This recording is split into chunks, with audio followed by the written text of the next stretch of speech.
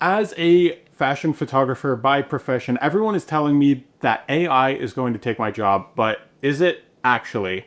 I put both GPT-5 image generation and Nano Banana to the test to see if these tools are actually going to take my job right away. I did a bunch of tests with these, including taking models from one shot and applying those outfits to other photos in different locations with different models to see how they did. So let's jump right in.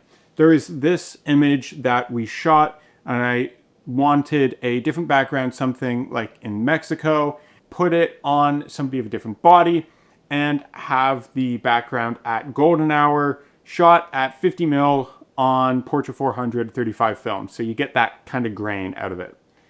And the model kind of just looks like a weird warped version of the original in which the background was changed, which it's okay. It just feels a little off to me. Get rid of the previous idea entirely. I'm going to take these two from the campaign shoot and I want them to be like two friends walking down an Italian street. I want this to be a bit of a medium shot, so cutting them off around the mid-thigh to just above the head. In terms of frame size, I'm going to have them walking beside each other. There's like a neutral to content expression on their face. And it's maybe a little later in the day, so it's that kind of golden hour vibe. Their hair is blowing in the wind. And GPT-5 gave me this, which isn't bad. The clothing is actually looking pretty good. The one model does have the same tattoo as the original model, which I don't love. It actually, no, it's just the one. Okay, I thought it was both of them at first. Off the bat, this isn't bad. I don't know why they gave them blonde model underwear underneath or like a bikini, because that wasn't what the original client wanted. That's not what we were going for. I actually showed this to them and they're like, yeah, I don't know why they did that. It's not bad otherwise, but that's something to consider. It also looks like this skirt, it doesn't have the separate piece that's supposed to be blowing in the wind. It just made it all one piece with the upper part and not like the side bit that blows in the wind. So it's not completely accurate, but it's not the end of the world. Okay, let's just get an isolated shot of the blonde model and let's keep it to the original for clothing. And this actually isn't that bad. So let's get a full body shot of that so you get like a full lookbook out of this. And she's leaning against this. Her body proportions seem a little off, and I don't know what this foot is doing. Expression-wise, it's not bad, so I don't hate that.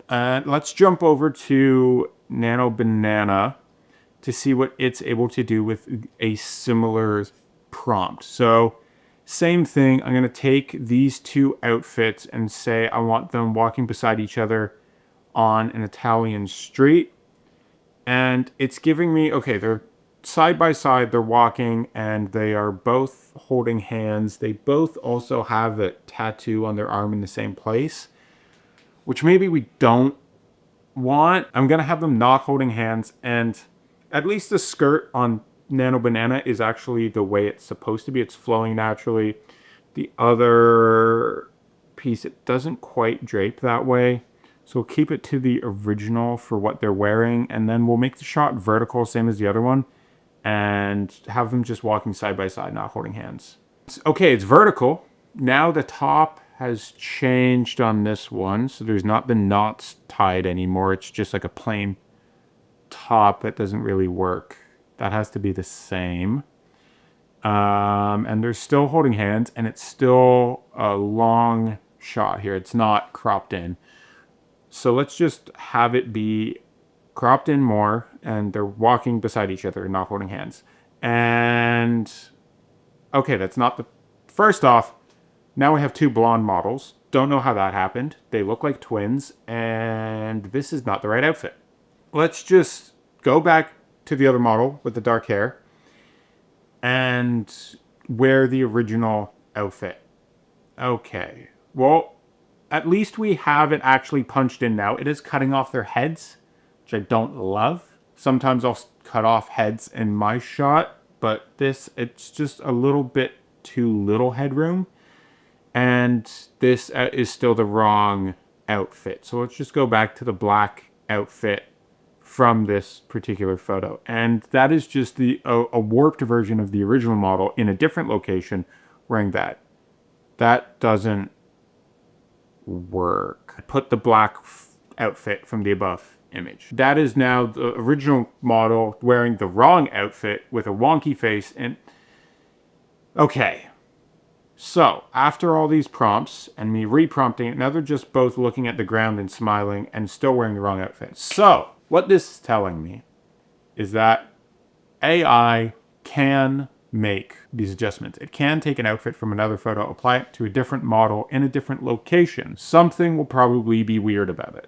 Even if your aim is consistency, even if you're on the pro version of all of these, if you're looking to flesh out a full catalog, a full lookbook, campaign, etc., it's either going to take you forever because it won't be consistent, you'll have to reprompt and go back through, or things are just going to come out wrong a lot. You'll either get the wrong piece of clothing, which is completely unacceptable because the designer is going to want to show the exact same piece of clothing that they're making, or the models are going to be wrong, or any of the above. And I found that generally it's best to prompt AI off of a reference. That's what I've seen, and it's coming out weird. Now maybe I can go back and try this and go through the front, side, back detail shots of a piece of clothing so it gets the full scope of it, so it knows how to create this. But based on what I'm seeing, it's still got a long way to go to be used professionally. Even as a photographer, if I do a campaign shoot, I could offer as a service AI renderings of different models wearing different outfits. But there's no point in me doing that at this moment because it's not going, I can't guarantee the result. I could say, I can give you this, X, Y, Z, and then have to sit through, God, 1,000 prompts to get the image that I'm looking for. You have to go back and start over multiple times. And from what I'm seeing, the consistency just isn't quite there. And I've looked through of how to best prompt AI to give it the exact specifications that it's saying it needs, and it will still sometimes come out wrong.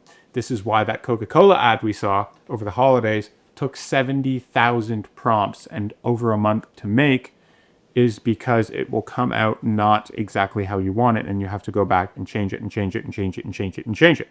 And it's a very tedious and expensive process to do so, because I might be able to tell you, I can give you a whole other campaign shoot of everything, but it might take me a week minimum of prompting to actually get there just based on what I'm seeing. It's not quite there. Could parts of my job be in jeopardy? Honestly, probably. But initially, it's going to be the people that want the quick, low-cost fix that it's going to go to, because right now, the results we're getting are just not cutting it. But that's just my take on testing these different AI platforms, and I'm going to continue testing them to see where their strengths lie and where their weaknesses are. With all that said, thank you for watching. If you're new around here, consider subscribing to join along this journey with me and watch me scream at more AI image generation tools. Remember, there's always to work hard, rest often, and I'll see you on the next one.